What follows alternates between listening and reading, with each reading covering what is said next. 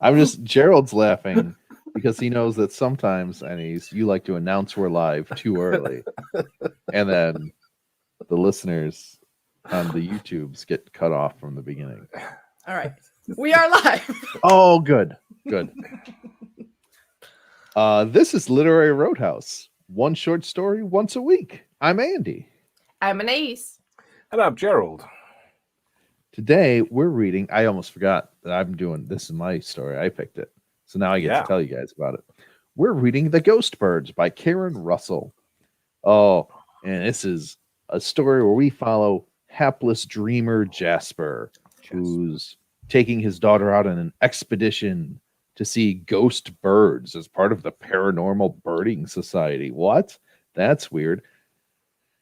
And as we read, it's interspersed with little like flashbacks and like info drops and like little hints of things that then suggest other things to build a picture of this climate disaster. Oh, the world apocalypse. Also, mass extinction event. Birds are dead. But sometimes you can see the ghosts of birds that still migrate and stuff. So some people follow them. Also, Jasper and his wife Yesenia broke up, and their daughter Starling mostly lives with his wife, but he sees her sometimes.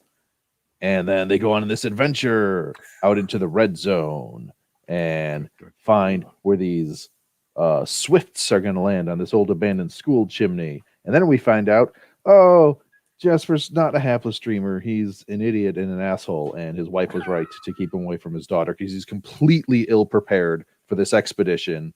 And they sneak into an abandoned old school, get themselves trapped in a chimney, and then he falls to his death in front of his daughter, makes her escape through a rickety ladder as he lays dying on the ground. And then he sees some birds and stuff. Okay, a few points.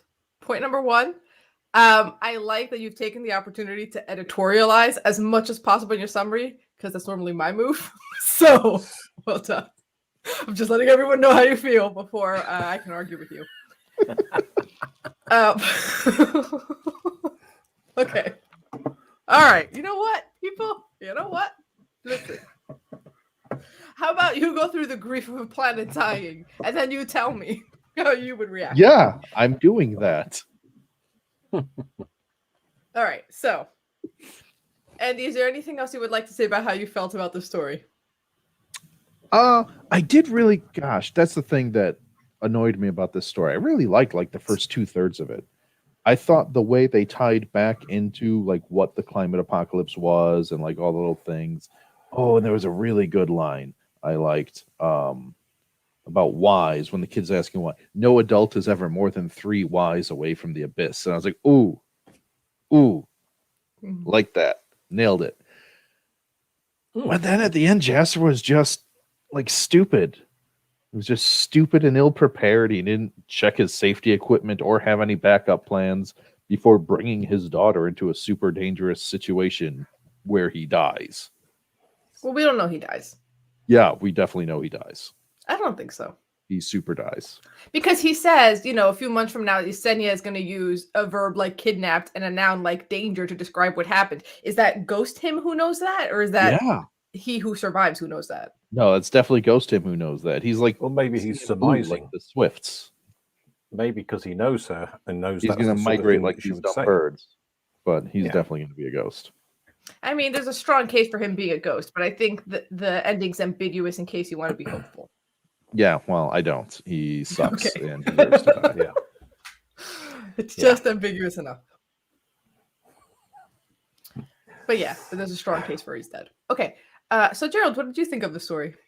I sort of liked the fact that we started where we started, and that was nice, and that was very good. Oh, this sounds exciting, very good. And then we spent about 2,500 words going blah blah blah blah blah blah blah. And the world is this, and the world is that, and then this happened, and that happened, and that happened. And I thought, this is a bit tedious. Is this important? Well, it's important that the world is the world, but you can do the setting in far fewer words than 2,000 and odd. So it became a bit turgid to me.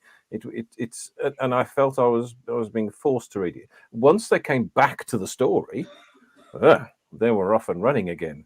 So I love, I highlighted the three Ys from Oblivion. That was great. Children change their plumage to save the swifts. I think there's lots of sort of little bird references and stuff like that. And apparently, I read from somewhere else that his ex-wife's name is the first part of some virus which causes extinction or something like that. There's a thing. It's clever names. Clever. There's clever bits in it. So like that, and I was, as I said originally, I was in two minds, and the reason is that I was in the negative mind was because I was triggered by it, because the guy has a daughter, he's divorced from the daughter's mother, and being a bit of a dick, he takes her into a dangerous situation, and puts her at risk, and I just think you don't put your own little interests or your own obsessions onto your children. You say, "Oh, I'm interested in this," and if they're not interested, you don't then sort of guilt trip them into accompanying you on a dangerous mission and put their lives at risk. So I was a bit triggered by that, and I was a bit grumpy about that. Yeah, as you would. Yeah, screw this guy. Yeah, Well, screw this guy. I'm ready. I have my battle armor on. Although, I mean, what I did like was the world building specifically, in quite contrast to Gerald. I liked the way it gave you a bit that suggested a bunch of stuff, but it was very unclear. And then later they gave you another little bit that clarified this thing, but like was also unclear about a bunch of more implications. Mhm. But the problem is bouncing.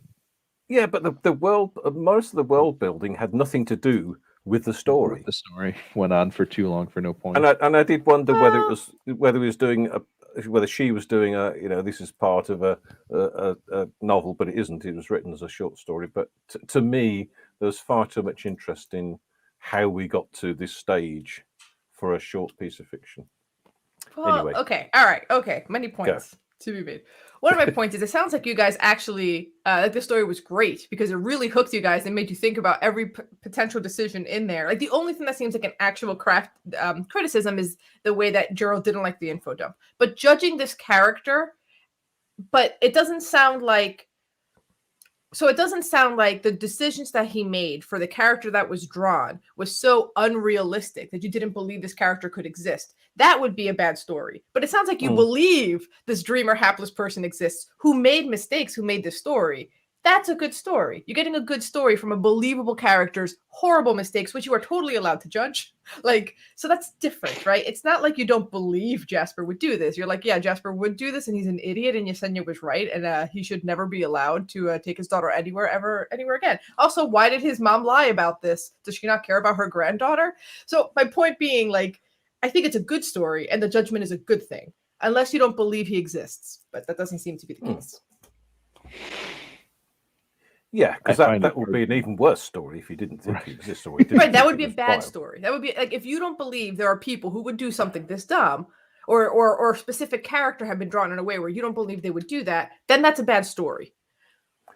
You're saying but this you is a good story about a person I don't like. Yes. Yeah. And the whole plot centers around the fact that his character makes him make this mistake, and he knows it's a mistake, after it's a little too late. Yeah. Right. I got mad because I felt tricked because I thought he was going to be a delightful, hapless dreamer, like in Mrs. Doubtfire. I'm sorry, climate change is horrible. Borderline abusive, self-interested jerk, like in Mrs. Doubtfire. I mean, I wouldn't go as far as abusive. I'd say. Well, he murdered himself in front of his daughter. That's pretty bad. He didn't murder himself. People have accidents. No, I think the hapless dreamer thing is a bit more accurate. And he thinks the world she is forced to grow into, forced to live in, is much more dangerous than trying not to get caught by the surveillors. That the risk is worth it because there's something precious here that's important to her sense of self, her soul, that she needs to experience before she dies. And that's why he's doing these risks. And we can all disagree with him, but you believe that person exists and you can understand the motivations, even if you're like, yeah, Yesenia was right. At least for me. Yeah. I think. I suppose I can see what you're saying. And there is that empathy with the main character thing that I think I didn't have much empathy with him because he was, because of the whole premise, because of she was a teenage girl. How old was she? 7 or something? 14. No, she wasn't. Sorry, 14. 14. So she was a teenage girl. She had her own interests, and she stared at a screen all the time and all that sort of stuff. And but that's how kids are. And so why try and take her into a difficult situation to enlighten her when she's quite happily enlightened anyway. It's a really difficult one because it's really well written. The world building was good. I didn't enjoy it, but the world building was good, and the whole premise of the world was good, and I liked that. Excuse me. But yeah, I'm still not sure how I feel about it, though. You've not convinced me, I'm afraid. Yet. Mm-hmm. Yeah. And I feel like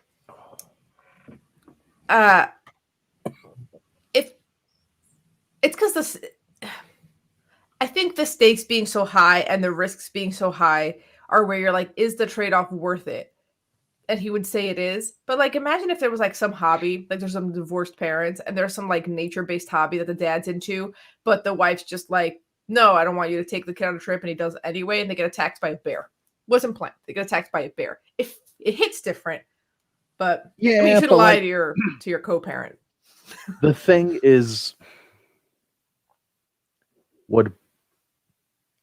it's the fundamental failure to plan that separates it from that, right? I thought that's what we're doing. I thought we were doing that story, and Yesenia was just way overblowing how dangerous everything was through like most of this story. Reading it, I was like, Yesenia is a little too sensitive about how dangerous this is. Sure, they might get picked up by a surveiller, but he'll give them a gallon of his blood and they'll go home. It's fine. But like, actually, he did not have any safety equipment. He did not have a plan. They didn't know how long they were going to be in the school. That's bad spelunking. He didn't have backup lights. He didn't have if you don't hear from me in 2 hours, we'll meet up here or come get me here. It's bad. It was bad. He's bad at it. I mean, he had safety equipment. They had their suits and the water and the headlamps. Backup water. Did he know how long he was spending there and then bring up enough supplies plus some extra supplies for how long they planned to spend there? No, because he's shit. He's shitty. No, but I think that's something that the author, like, that's a series of choices he also makes while he's on the ground because he thinks his daughter might have a chance to actually see this, right? Because first we're going to land outside of the school 3 hours before sunset. We're going to go to the school, spend a little bit of time, try to see the birds and then leave. But then she's the daughter who says, oh, maybe they're already in the chimney, right? Because they wanted to see it from the outside. They wanted to see the spiraling tornado, right? Like they had seen in the video. So the original plan wasn't even to go in the school. And it's the daughter who's like, maybe they're already in the chimney. And he's like, ooh. He doesn't want to like crush this sense of exploration she has right in that moment. So he goes along. And like, it's that series of reckless decisions where he veers off the original path that brings him here, but you can be a little sympathetic to why he makes them. No, I can't. Maybe a little. No. You don't think that the door to the boiler room is going to shut on you until it shuts I would not climb in a chute through a boiler room into a chimney. Are you going to see the Swifts? You're supposed to see the Swifts. How are you going to see them? We can wait on the hill outside and maybe they'll come out in the morning.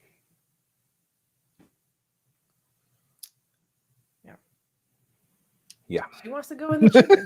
He should have said no, but And he says that he's like, I don't know why I didn't. The third option was to leave. I don't know why I didn't think that. And like, I know Yeah. why you didn't think that. Because you're a dummy. You feel like you're so close to this moment that you want your daughter to have, that you think is so important for like saving who He she could have is. scouted the school beforehand. I don't know how gone often he when the comes birds down weren't to there. the red zone. Right, but he could have. Yeah. Yeah. And then known where everything was. And then come back with his daughter. Yeah. But I mean, isn't like all the shoulda, coulda, wouldas like how stories are made, both in real life, like fiction and nonfiction? There's a lot of nonfiction that's like, and if I had, like that's what I'm saying is it's not believable. It's believable. No, I know. Just like I don't want to read a story about a jerk. Yeah, I feel like jerk is strong. Well, it's Hapless like, Dreamer was better. no, Yeah. no. it seemed definitely like not. that. It was a trick. Yeah, I mean, it's lying like, to his wife's jerkish. That part's jerkish.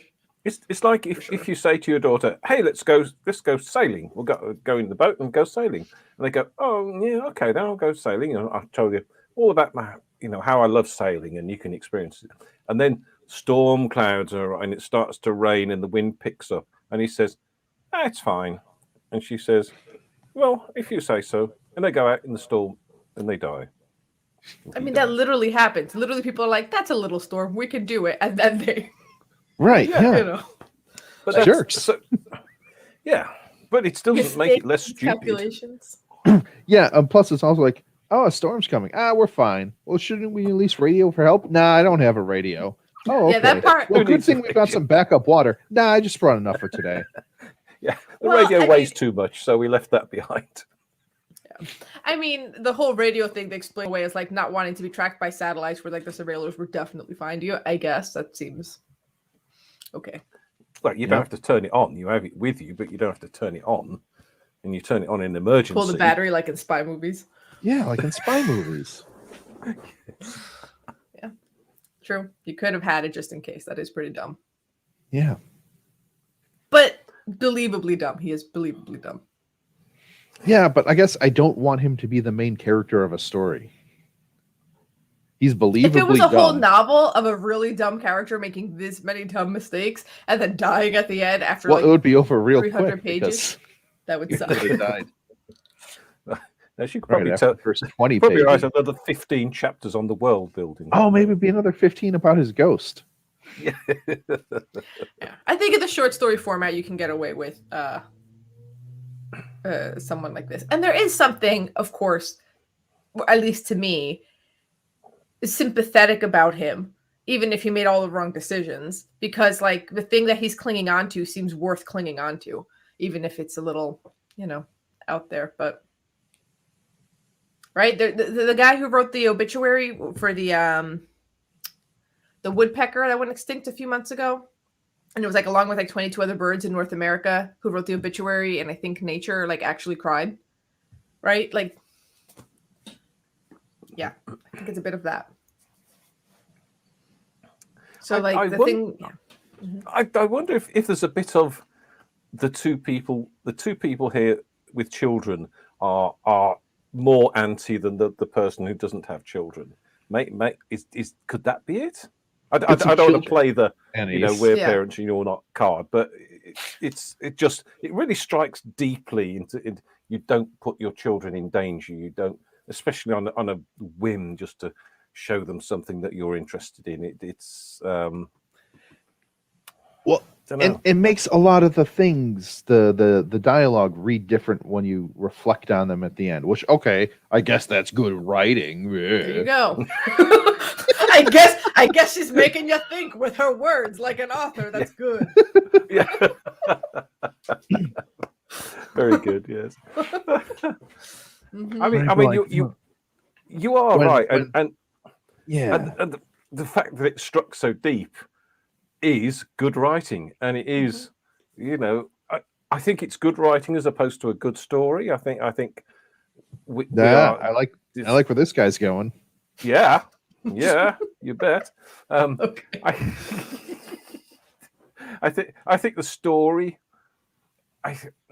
I think, and we're not all about happy endings, and climate change and dystopia isn't always about happy endings. But I think in this situation, I think if there'd have been an element of danger and then they come out of the danger and they do a bit of phew, that was dangerous, wasn't it? We're not going to do that again, or something, not something as simplistic as that, but something, then I think I would be able to understand it and feel for it a bit more.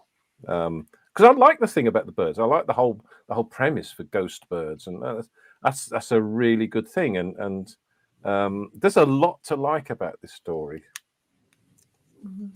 Yeah, I guess like from the character piece, if he took one step too far into the danger, and then danger happened, he's like, "Oh, okay, I see what I did." This guy took like 7 consecutive steps too far into danger. Then I was like, still didn't quite see. Only narratively, reflectively, once he was laying dying on the ground, was he like, yeah, maybe that was dangerous. That's how a lot of people die.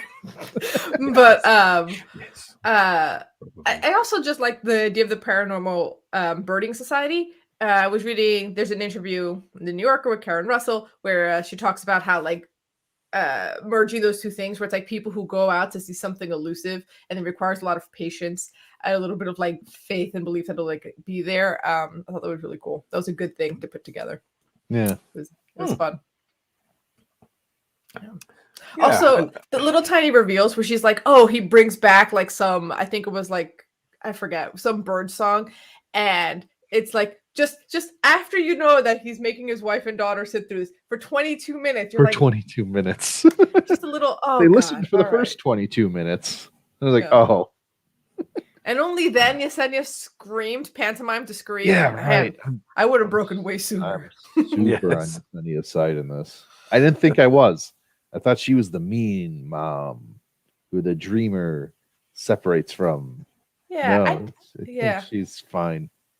She's right.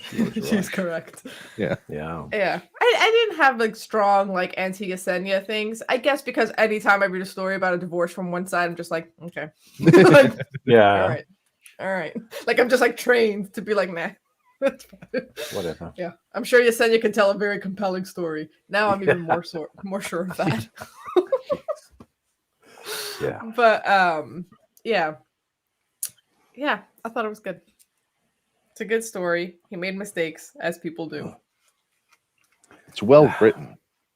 Very well written. It's a well written bad story. Yeah. That's what it is. And that's it. That's my summary. So are we ready to rate? Oh gosh. Thank How God. do you rate a well-written bad story that I hate? That I loved reading 2/3 of. Yeah.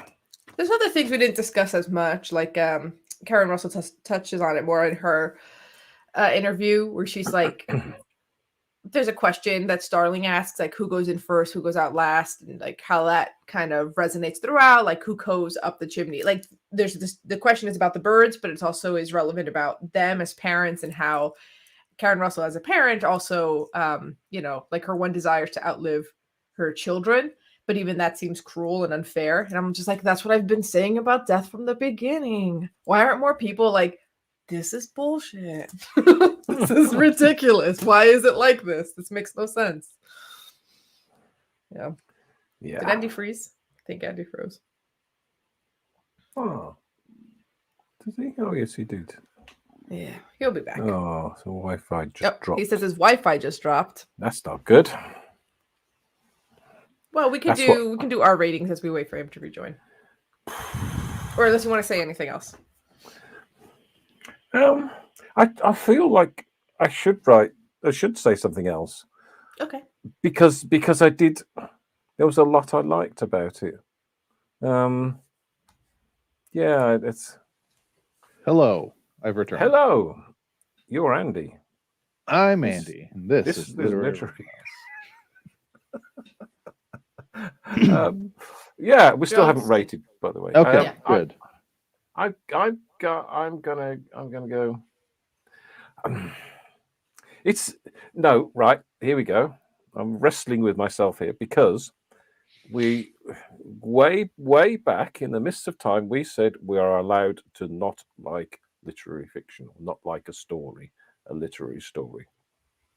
So I didn't like it. Yes, it was 2.5.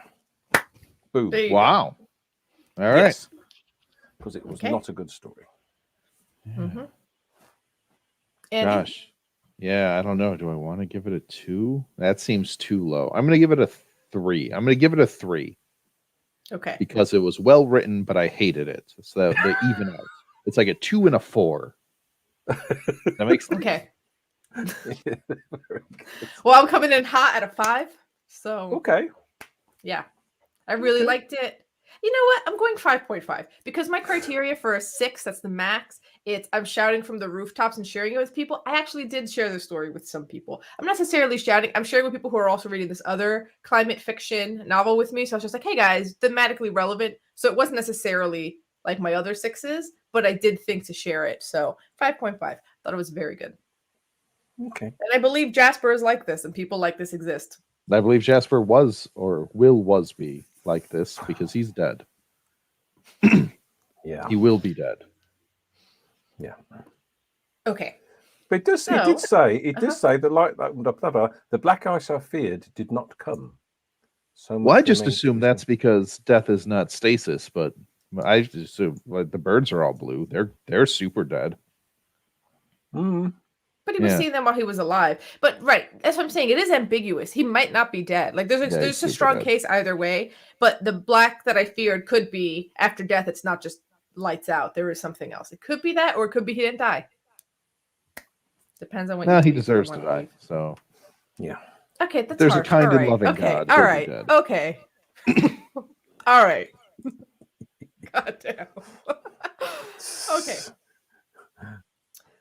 So next week we are reading Floating by Pichaya Sidbanthed. But before you go, share your ghost bird sightings in our Facebook discussion group, the Literary Roadhouse Readers. In the future, as we move to different media forms, there may no longer be an iTunes. This may be one of your last opportunities to leave an iTunes review about this podcast. Just saying. And do you think more people should read climate fiction, also known as cli-fi, I found out? Contribute to our podcast expenses at patreon.com/literary roadhouse. Every bit helps. And as always, share this podcast with the children of the Star Guild. Until next time, read a good story. Yeah. Yeah, that was good.